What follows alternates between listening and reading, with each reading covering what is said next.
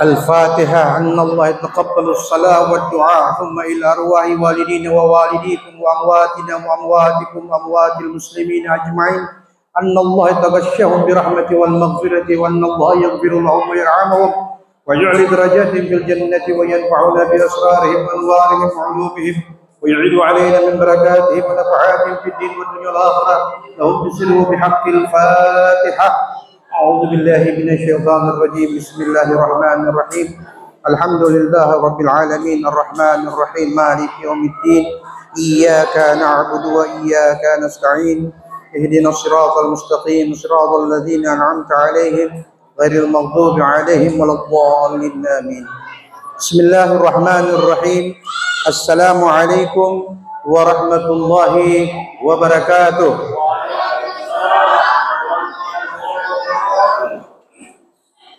Hamdan lillah wa syukran lillah wa la hawla wa la quwwata illa billah. Ashhadu an la ilaha illallah wahda wa ashhadu anna Muhammadan abduhu wa rasuluhu wa la nabiyya ba'da. Allahumma salli wa sallim wa karrim wa 'azzim wa syarrif ala sayyidina Muhammad ibn Abdillah wa ala alihi wa sahbihi wa mawala. Allahumma rzuqna fahman nabiyyin wa hifdzal mursalin. Allahumma zidna ilman nafi'an warzuqna fahman wasi'an. Rabbi shrah li sadri wa yassir li amri wahlul 'uqdatam min lisani yafqahu qawli. Rabbi saddid lisani wahdi qalbi bihaqqi sayyidina Muhammadin sallallahu alaihi wasallam. Dusturakum ya ahlal darbi ya ahlal batin ya ahlal nur wa ya ahlal nur. Bijahi wa bibarakatil awliya wa syuhada wa salihin wal ulama al musannifin wa jami'il malaikatillah. Amma ba'd. Pertama-tama puja serta syukur senantiasa kita panjatkan kehadirat Allah Rabbul Jalil, Tuhan yang disembah di setiap tempat dan di setiap waktu. Kepadanya berpulang segala urusan makhluk dan hanya kepada Allah pula kita semua akan kembali. Pun demikian salat yang indah harum semerbak yang kita persembahkan kehadiran Nabi yang mulia, Nabi tercinta, Nabiullah Muhammad sallallahu alaihi wasallam, juga kepada keluarga dan para sahabat-sahabat Nabi kita Muhammad sallallahu alaihi wasallam. Yang kita banggakan, yang kita hormati bersama Bapak Kepala Kantor Urusan Agama Haji Hussein Bukhari beserta Ibu. Semoga beliau beserta keluarga Allah berikan kesehatan, keafiatan, Allah limpahkan perlindungannya sehingga beliau dan keluarga senantiasa bersama dengan jamaah Masjid Al-Falah dan masjid-masjid lainnya. Ucapan selamat, semoga Allah memberikan kekuatan, Allah memberikan pertolongan, Allah memudahkan segala urusan yang dibebankan pada hari ini kepada imam terpilih. Semoga beliau dalam keadaan sehat, keluarga beliau juga demikian adanya. Dan tentunya doa yang sama kepada Bapak mantan imam yang sudah memberikan pengabdian yang begitu panjang kepada jamaah Masjid Al-Falah. Semoga hanya Allah yang sanggup membalasnya dan hanya kepada Allah kita mohon kebaikan untuk beliau dan kita semua yang hadir. Ketua Badan Takmir Masjid yang saya hormati, Ibu Ketua KWI, pengurus KWI, anggota Majelis KWI, semoga ibu-ibu senantiasa dimudahkan segala kesulitan, diberikan kekuatan dan dipelihara dan dijaga oleh Allah Subhanahu wa taala. Amin. Bapak Ibu jamaah yang hadir pada hari ini, tadi sudah kita lewati proses ya yang boleh dikata final, yang diawali tentu hal-hal yang seru. Setiap pro dan kontra biasa di jamaah. Ada yang punya figur A, punya figur B, itu biasa. Dan itu jangan kita jadikan asbab sehingga kita berbeda sampai di luar masjid. Kedua, tentu imam yang sudah selesai paripurna tugas telah berkata, kini aku dibebaskan oleh kehendak Allah Subhanahu wa taala untuk menciptakan lahan-lahan amal yang baru di tempat dan di situasi yang berbeda. Bukan berarti imam yang telah tidak lagi berbakti sudah tidak diberi kesempatan untuk beramaliyah. Imam yang baru justru berpikir, apa yang harus saya lakukan untuk menjalani kewajiban, tugas dan tanggung jawab sebagai imam yang dipilih oleh mayoritas jamaah. Kemudian mohon izin dari Bapak Kepala Kantor, saya sedikit ingin menjelaskan fungsi manajemen masjid. Ini perlu Pak, karena tentu di setiap masjid ada pengurus yang harus mengurus masjid dan ada jamaah yang merasa memiliki masjid. Oleh sebab itu, berdasarkan aturan Menteri Agama, itu telah diatur regulasinya bahwa di setiap masjid ada yang namanya Badan Takmir Masjid yang sekarang berubah menjadi Dewan Kemakmuran Masjid. Di satu sisi ada lagi yang disebut dengan imam masjid. Jadi ada imam, ada Badan Takmir atau Dewan Kemakmuran Masjid.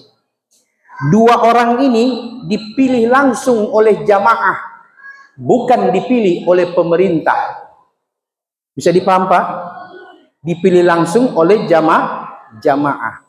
Nah, karena ada keinginan jamaah untuk mengelola, mengatur masjid, maka perlu pemerintah campur tangan dalam hal ini dan dititipkan kepada kantor Kementerian Agama yang kemudian menunjuk kepala kantor urusan agama untuk menindaklanjuti hal tersebut, sehingga ada legitimasi dari pemerintah bahwa apa yang dipilih jamaah itulah yang didukung oleh pemerintah. Nah, oleh sebab itu yang harus jamaah kita semua pahami bahwa tugas DKM yang dulunya BTM itu ada dua fungsi Ibu. Yang pertama, tugas Dewan Kemakmuran Masjid adalah mengurus dan mengatur yang namanya idarah. Apa itu idarah? Idarah itu artinya manajemen. Jadi masjid perlu ada manajemen. Apa tugas daripada idarah? Di situ ada bendahara, di situ ada yang namanya orang yang ahli memanage masuk keluarnya uang, bagaimana mengumpulkan dana jamaah untuk kepentingan operasional masjid dan jamaah. Ini tugas daripada idarah. Yang kedua, tentu kalau masjid sudah dibangun, fasilitas sudah disiapkan, tidak sekedar dibangun dan dibiarkan, perlu ada pemeliharaan. Nah, pemeliharaan inilah perlu diatur dan dikondisikan oleh yang namanya disebut dengan riayah. Tadi idarah yang mengatur masuk keluarnya uang.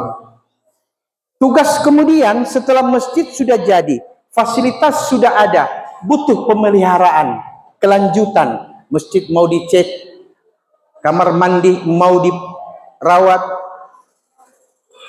kebutuhan-kebutuhan fisik masjid secara berkala, itu tugasnya bukan namanya idarah, tapi tugasnya riayah.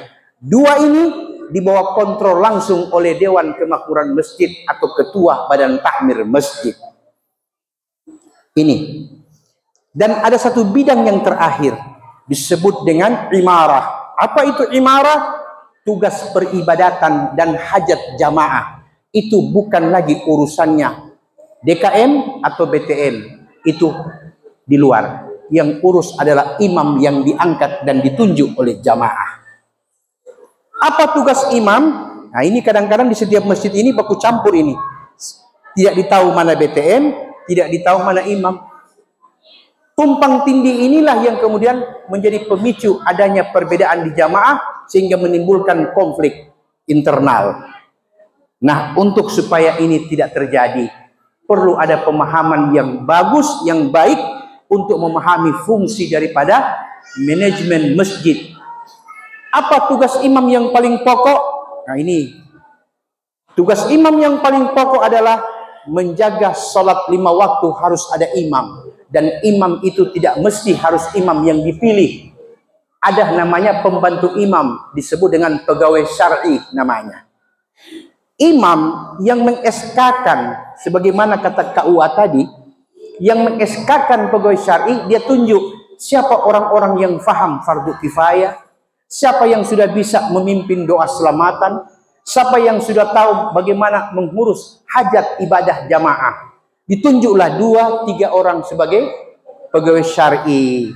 Ketika imam berhalangan sementara, maka pegawai syar'i ini dapat mengambil tugas sebagai imam sholat 5 waktu dan bisa berperan pada waktu dibutuhkan ibadah di bulan Ramadan, tarawih namanya.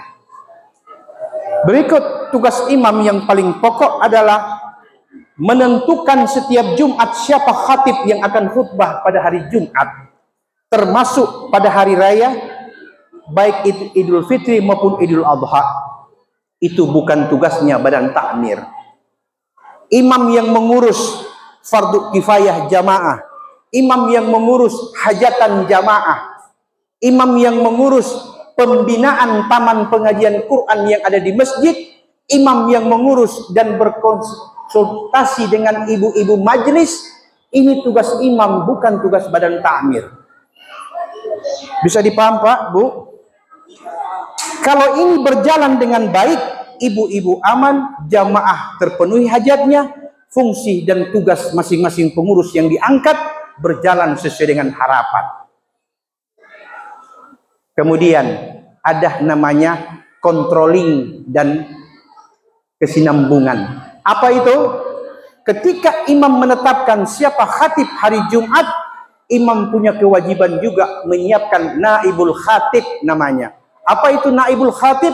Orang yang suatu waktu bila khatib yang diminta berhalangan, maka naibul khatib harus siap menggantikan khatib Jumat pada hari di mana yang ditunjuk berhalangan.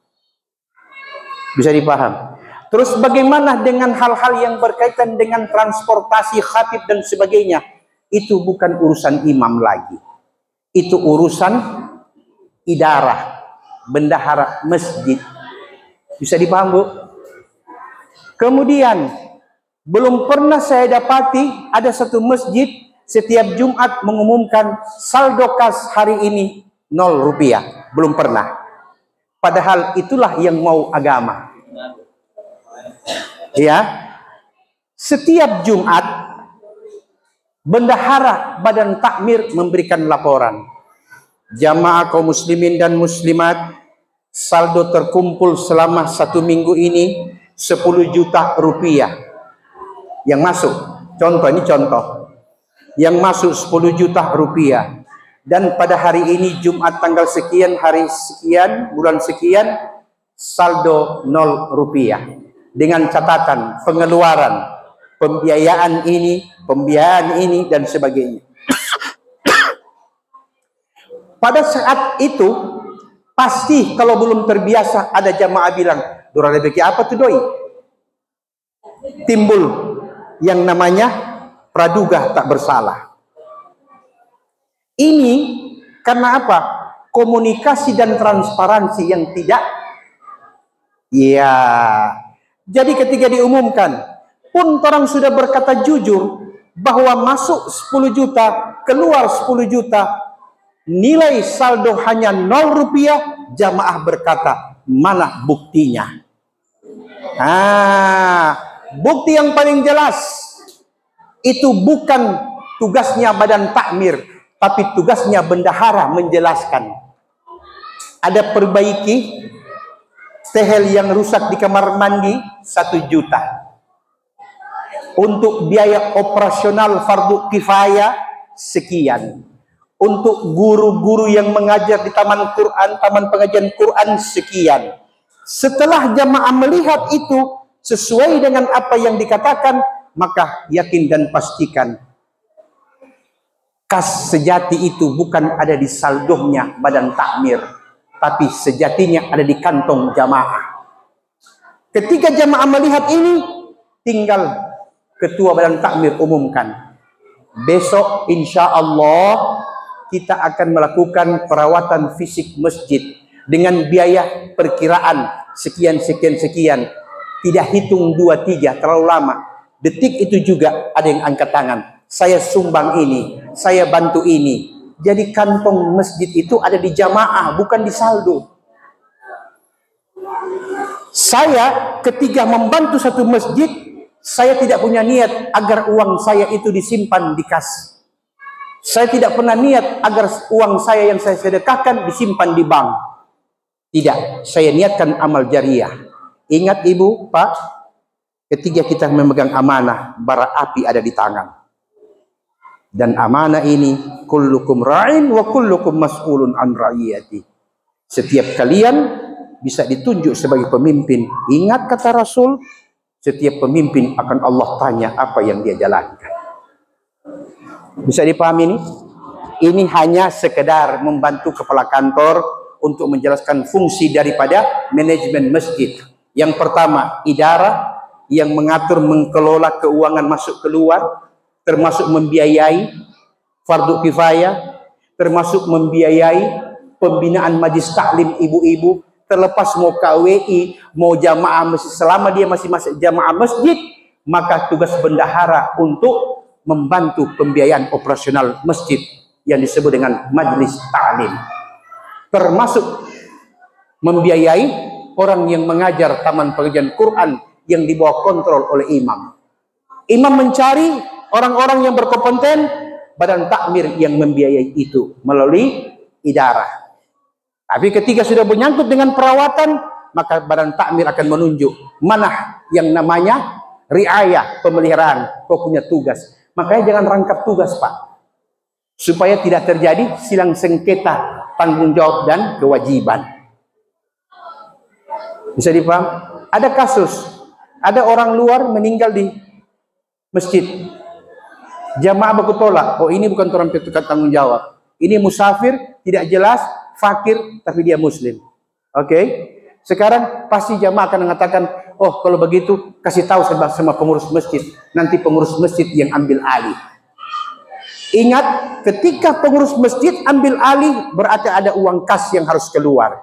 Dan jamaah harus paham bahwa uang itu bagian daripada syiar namanya. Karena kalau tidak dilaksanakan, jangankan pengurus, satu kampung kena dosa karena fardu kifayah diabaikan. Bisa dipaham, Bu? Jadi itu yang namanya curiga baku curiga, tuduh baku tuduh, wajar kalau ada patoran. Tapi jangan dipelihara, apalagi dibesarkan. Bisa dipahami ini, Pak?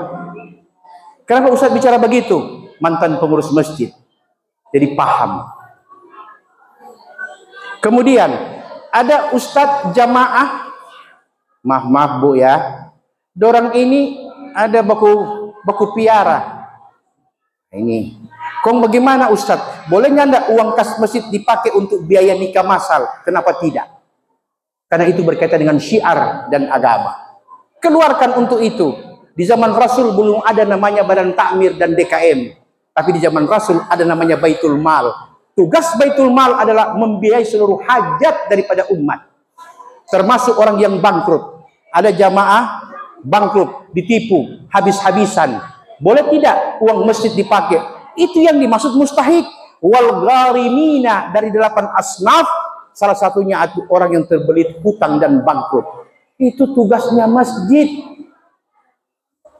Bisa dipaham, Bu? Pak? Aman? Terkendali? Oke. Itu baru pengantar. Kita masuk ceramah 4 jam.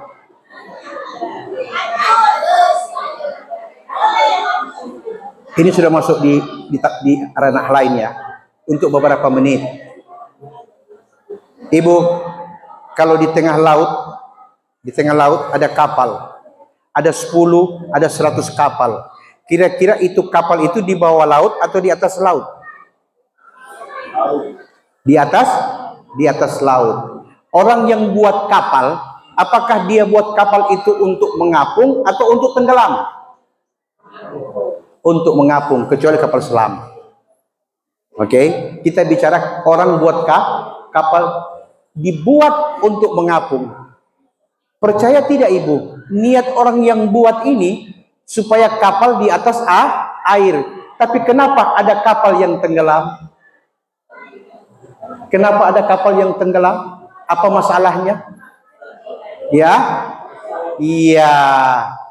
Seberapapun luas lautan sejauh mata memandang, kapal tidak bisa tenggelam dan tidak boleh tenggelam. Itu hukum aslinya. Tapi toh ada juga kapal yang harus tenggelam. Kenapa? Laut tidak bisa menenggelamkan kapal. Tapi setiap kapal yang bocor, ada air yang masuk, itu baru jadi namanya tenggelam. Manusia hidup dalam lautan masalah. Manusia hidup dalam lautan kesulitan. Selama masalah dan kesulitan dia tidak masukkan ke dalam hati, dia tidak akan hancur dengan masalah dan kesulitan. Kecuali bila kau sudah kasih masuk, baru kau hancur dengan masalah itu. Bisa dipaham, Bu? Contoh. Mana kukis balapis tadi? Ih, so habis. Luar biasa ini pengurus baru. Mohon maaf Pak Imam, tolong. Ini cuma contoh. Saya datang kepada ibu-ibu, dari banyak ibu-ibu ini. Mari ibu, kita mau kasih ini balapis 1 piring. Oke. Ibu-ibu tidak ada satupun yang mau terima. Tidak ada satupun ibu-ibu yang mau terima ini kue balapis. Pertanyaan saya cuma satu. Ini kue balapis ada pas apa? Ada pas apa? Ada apa kita? Karena tidak ada yang terima. Orang yang menghasut, memfitnah dan berghibah bagaikan membawa kue untuk ditawarkan kepada siapa yang mau. Ketika ada yang menerima, maka saya punya tugas selesai. Saya yang berfitnah, yang berghibah, sudah tidur enak, yang pegang kukis balapis itu yang sudah mulai tidur. Paham? Anda boleh hidup dalam lautan masalah, jangan pernah terima apa yang tidak boleh Anda terima, apalagi memasukkan ke dalam hati. Paham? Hidup ini singkat, jangan dipersulit. Permisi Pak Imam, dikembalikan. Bisa dipaham, Bu? Oke. Jadi kalau ada 1-2 orang anggota jamaah tek, cuman satu ilmu yang boleh dipakai. Apa itu? Maklumi dia. Ala bisa karena biasa. Jangan orang yang tidak biasa bikin biasa. Bisa dipaham? Kalau ada yang begitu tidak usah dipermasalahkan. Jangan kasih masuk itu air ke dalam hati biar kita tidak tenggelam bersama perahu. Sudah, itu memang ibu itu memang begitu dia kebiasaan. Dia kalau nyala cerita dia sakit. Maklumi, dan kita jangan jadikan itu bagian daripada kebiasaan yang tidak kita biasakan. Baru ini hidup ini jadi sederhana. Bisa dipaham, Bu? Kedua. Ini kedua. Kalau orang satu keluarga di perahu, ada papa, ada mama, ada istri, ada anak, tenggelam. Kira-kira siapa yang orang mau tolong lebih dulu? Papa, mama, bini atau anak?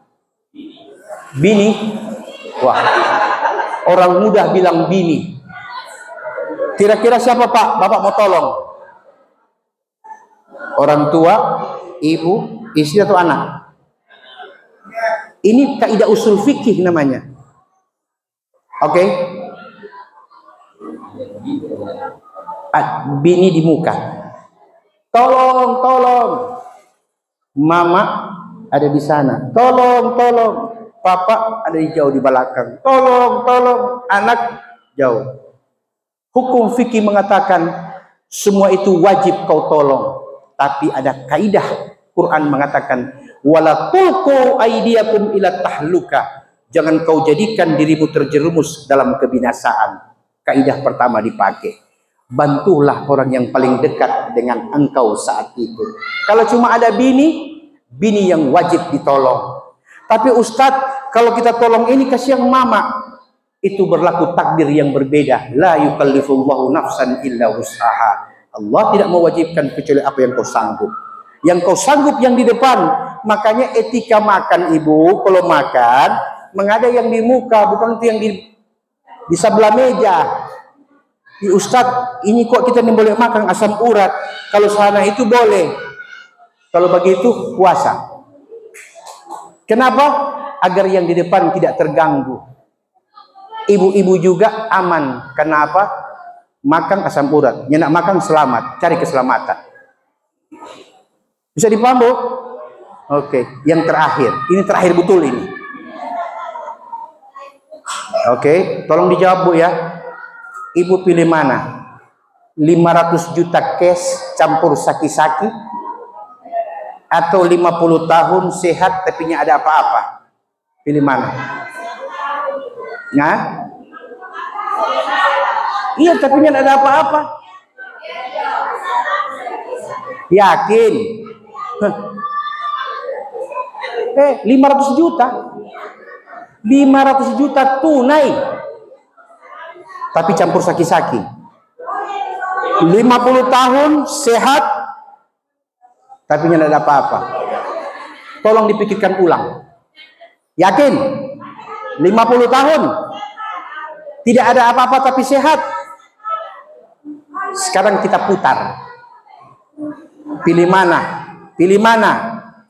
Tukang tagih kredit di muka rumah. Ada batunggu orang keluar. Mau pilih mana? 500 juta tunai atau 50 tahun? Siapa berdiam?